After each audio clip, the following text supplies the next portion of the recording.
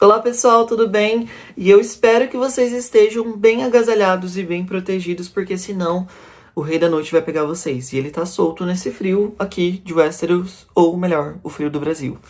Tomem muito cuidado então.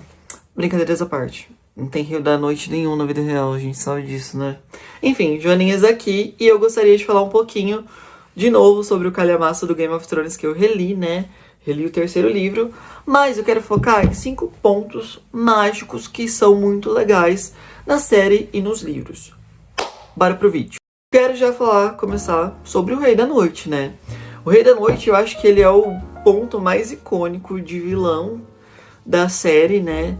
Ele é o vilão principal que a gente tem no Game of Thrones, na minha humilde opinião, que ele realmente deveria ser o maior medo. Até porque ele basicamente faz exércitos com crianças, dragões, esqueletos ou qualquer criatura que seja viva, ele tá lá ressuscitando e fazendo virar um caminhante branco. Para quem não conhece o conceito do Rei da Noite, ele é basicamente... ele tem os caminhantes brancos dele que lembra muito uma coisa de The Walking Dead. Ou seja, o Rei da Noite, ele é o líder, o reizão, né? Que comanda esses The Walking Dead, né? Esses zumbis aí da noite que estão pegando e estraçalhando todo mundo de Westeros. Como eles sempre falam, principalmente a Melusine. Melusine não, Melisandre, caramba. A Melisandre, ela fala que o Rei da Noite, ele é o principal vilão e que ele vai fazer tudo ficar escuro e tudo vai ficar frio. Então, como ela tem um conceito, né, de calor, basicamente é o maior medo dela, e ela fala que ele é o próprio diabo, né, ele é uma coisa bem ruim mesmo. Então, basicamente o Rei da Noite, pra mim, ele é o maior vilão mágico do Game of Thrones. Em segundo lugar, já estou falando, né, da Melisandre. A Melisandre, eu vou colocar ela junto com o Thoros the Myr, que eles são dois apoiadores, né, do Hollor, que é um deus da luz, né, um deus vermelho, deus do fogo. E esse deus, ele acredita, né, eles dois acreditam que alguém vai reencarnar nele, ou alguém já reencarnou, como ela pensa que é o Stannis no livro, né, ou Jon Snow, e vai branger a espada lumífera e vai salvar basicamente todo mundo desses caminhantes brancos. Basicamente esse é um conceitinho que tem sobre o Deus Vermelho em si, né? Mas a Melisandre, a gente vê vários momentos mágicos dela. Ela faz um monte de espada pegar fogo para destruir realmente os caminhantes brancos. E outros conceitos, como, por exemplo, ela tem um bebê com o Stannis, né? E esses bebês das sombras, né? Que são três ou duas criaturas, elas acabam assassinando alguns personagens por aí. Além de outro conceito que também tem nos livros, é que tentam envenenar ela, mas ela basicamente já sabe que isso está acontecendo e ela entrega uma feitiçaria lá, e quem acaba morrendo é a pessoa que tentou envenenar a mulherzinha, né? A mulherzinha vermelha, que é essa bruxa, essa bruxona que muita gente gosta. Eu amo a Melisandre. E o outro, né, que segue a mesma vertente dela é o Thoros the Myr. O Thoros the Myr, basicamente, ele também tem uma espada de fogo na série e nos livros. E ele fica ressuscitando sempre o Lord Dandarion Beric, né? Ele ressuscita, acho que mais de 7 vezes nos livros, o tempo inteiro. Ele entrega ao Deus Vermelho. E o Deus Vermelho sempre dá essa magia para ressuscitar o Beric, porque ele fala que não é a última hora do Beric. Só que tem um problema. Sempre que ele tá ressuscitando o Beric volta mais fraco ou volta com alguma coisa falhando no corpo. E outra coisa que é muito interessante, que eu já vou até pro ponto 3, é que esse Thoros the Myr, ele basicamente ressuscita uma das personagens, se não a personagem mais icônica mágica, né? Que é dos livros, na minha opinião, também. Ela, pra mim, é pau a pau com o Rei da Noite. Só que como ela só tem no livro, eu acho que ela acaba sendo até mais interessante do que o próprio Rei da Noite em alguns momentos. Que é a Catelyn Stark ressuscitada, ou melhor, a Lady Stoneheart, né, pra quem gosta de inglês, ou a Dama de Pedra. O Thoros the Myr ressuscita ela depois que a Arya tira ela... A Arya tem o poder de wargar, né, de entrar na loba dela enquanto está dormindo. Então a Arya tira o corpo da Lady Catelyn do lago, fica toda tristinha, tem aquela cena triste, né, do lobo Dela falando, mamãe, acorda, levanta, enfim, ela suplicando, né, pelo amor de Deus, levanta. E a Catelyn tá toda rasgada, cortada, a garganta tá toda, enfim, ferida brutalmente, né, como foi no Casamento Vermelho.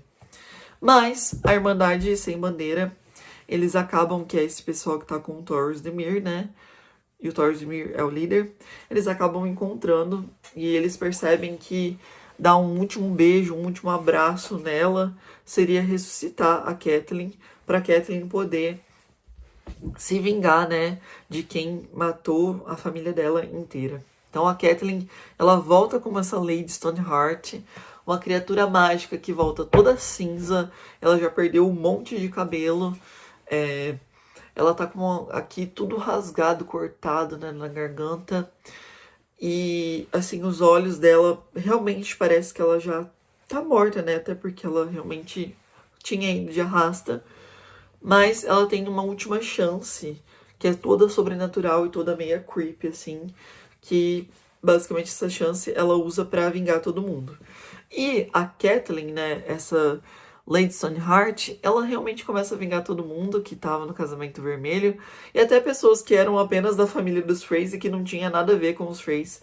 Você vê no epílogo aqui desse livro que ela sai matando todo mundo, ela não tem dó de ninguém. Todos os Lannisters e os Freys basicamente vão pagar. Esse é o lema da Catelyn Stark. Da Dama, né, de Pedra, ok? Agora falando do quarto ponto mágico, que é um ponto muito interessante porque a gente tem dragões envolvidos nele, é a Daenerys Targaryen e seus bebezinhos dragões. A Dany nos livros e na série, ela faz um ritual mágico depois que o Khal Drogo morre, né? E a Myris Mardur também morre. Então, o que ela acontece? Nesse momento, ela está com os ovos, né? E ela tem, tipo assim, meio que um gatilho que ela sente que aquilo vai dar certo. Ela joga, né, uma tocha de fogo, vai lá no fogo com os ovos, né? E simplesmente faz uma coisa mágica, mística, né? Que acontece em Westeros. Então a Daenerys, ela tem esse momento que ela ressuscita, né, 3 dragões que as pessoas falavam que eram apenas ovos, que ela deveria vender porque valia muito ouro, mas que nunca iriam realmente ser bebezinhos dragões. Mas eles nascem e eles são as coisas mais fofinhas do mundo. Coloca aqui uma imagem deles, eles são muito lindinhos. E nos livros é legal porque ela até fala assim, ou melhor, ela tem um sentimento. Eu acho que esses 3 dragões, eles realmente vão ser os meus verdadeiros filhos, porque eu não vou poder mais ter um bebê, né? Depois da praga que a Miri jogou em mim. Mas, assim, o que acontece quando esses dragões ressuscitam, nascem em Game of Thrones? Eles trazem todo o conceito de magia de volta ao mundo, deixando a magia de novo, novamente, né? Muito mais forte e potente. Coisa que fazia muito tempo que em GOT, né, em Westeros, a magia já estava muito fraca e quase inexistente. Então esses 3 dragões, eles trazem de volta elementos mágicos. Outro ponto muito interessante da Daenerys, né, para quem é muito fã dela, deve saber, enfim. Mas quem não sabe, a Daenerys é imune a fogo. Isso daqui na série, obviamente. Então tem um momento que eles acham que vão, né, atacar e acabar com a vida da Daenerys. Ela taca fogo em tudo, Dracarys, né? Ela vira o próprio Dracarys e o fogo e sangue, né? Fire and Blood. E ela simplesmente faz a limpa, tacando fogo em tudo e sendo a única que sobrevive. Linda, né? Essa personagem é magnífica. Eu amo essa personagem, eu sou obcecado nela. Enfim, não deveria ser tão louco assim, né? Mas, né, continuando, antes de continuar com tudo, gostaria de vocês me ajudando aqui. Dá aquela inscrição, fazendo um grande favor. Gente, eu nunca te pedi nada. Eu já pedi alguma coisa pra vocês? Se eu já pedi, finge que não. Por favor, se inscreve, compartilha e curte aqui. E fala aqui qual que é o personagem mágico do Game of Thrones que vocês acham mais legal. E se vocês já leram um livro, que momento que vocês acharam mais legal? Ou pela série mesmo. Tanto faz. Continuando pelo último, né? Momento mágicos. E eu vou juntar 2 em 1 também. Que são os Filhos da Floresta, o Corvo de 3 Olhos e o Bran, que acaba virando o Corvo de 3 Olhos em um momento, né? O Corvo de 3 Olhos é um conceito mágico muito legal na série até um determinado momento. Chega nas últimas temporadas que a gente super acha que o Bran vai ter momento, né, que ele vai realmente controlar um dragão, ou fazer alguma coisa mais badass, mais fodona. Só que acaba sendo só na expectativa.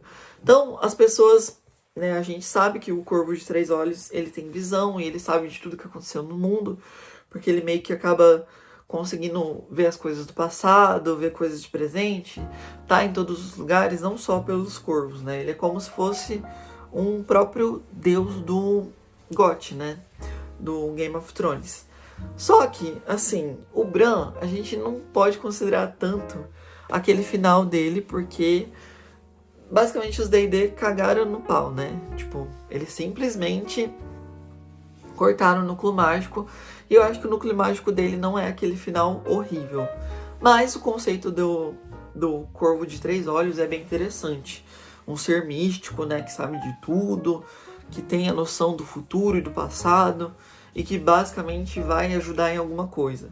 Eu espero que no livro esse conceito aqui seja interessante, pelo amor de Deus, porque a série foi horrível, gente, pelo amor de Deus.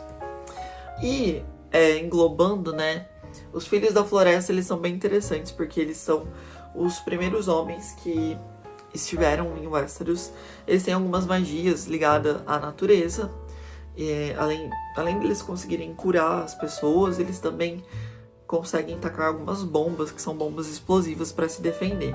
A gente não viu tanto na série, e a gente não tem tanta informação de quais são os outros poderes deles, mas eles têm, né, ligações com a floresta, eles entendem das ervas mágicas para curar as pessoas, e também entendem de explosivos, e enfim, noções de natureza, talvez controlem criaturas como lobos, né? Ou qualquer outra criatura que esteja escondida, meia mística, na floresta em si. Então, basicamente, esses são os 5 elementos favoritos meus da história do Game of Thrones. Outro que eu acho bem legal é o conceito da Arya, né? Daquele... do sem rosto, né, em si. Eu acho que isso daí é um extra que talvez talvez dá pra fazer um vídeo assim no futuro falando sobre ele. E também sobre aquele cavaleiro que aparece só nesse livro, que a gente basicamente achava que era o tio Benjen, que é um cavaleiro que é montado num servo, só que ele parece que é um cavaleiro negro, que tá com uma armadura super pesada e mística. E ele também é um mistério muito diferente. Então eu acho que o conceito da Arya e desse cavaleiro são conceitos misteriosos. Então, se vocês quiserem que eu faça um vídeo falando, explicando sobre esses mistérios de Game of Thrones, eu faço nos próximos vídeos aqui do futuro. Até porque, né, a Arya pode, enfim, virar outras pessoas. E isso, querendo ou não, né, uma mística da vida de X-Men. Nada a ver, né? Mas é um conceito meio diferente e que nunca é tão explicado assim na série. Então, se quiser, eu posso fazer um vídeo falando sobre isso. Então, beijo, pessoal. Fui!